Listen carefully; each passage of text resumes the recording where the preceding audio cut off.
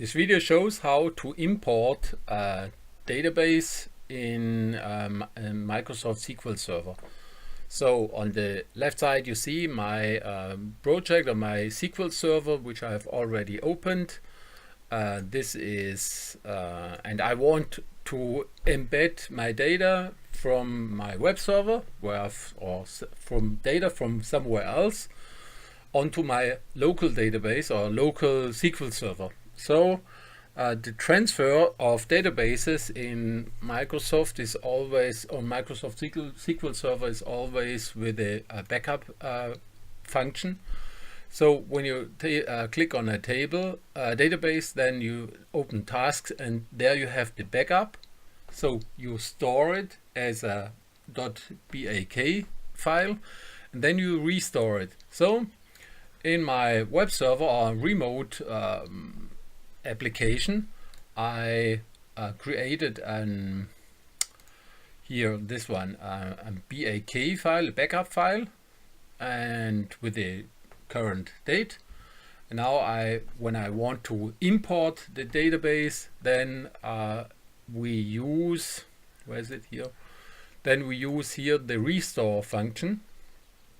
I select my database, then I go to tasks, I go to restore, so it's importing a database. Then we go to the database, not to the files, database.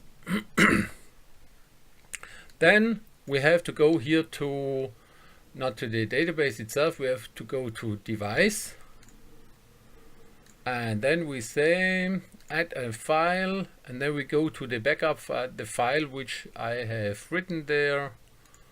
It's not this one, here it is.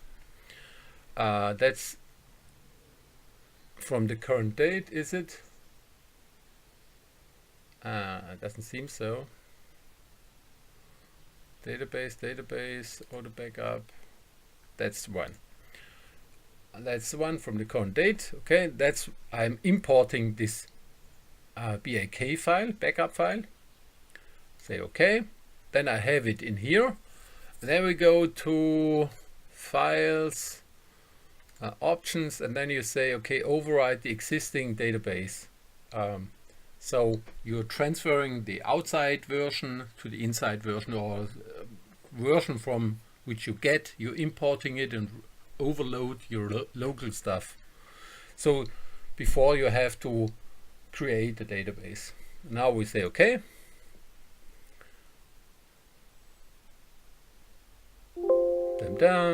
Restored successfully, and now I'm able to open it. Now I see my tables, and this is a ASP.NET Core web application, and now I see my projects there. Let's see if it works. Yes, and that's it.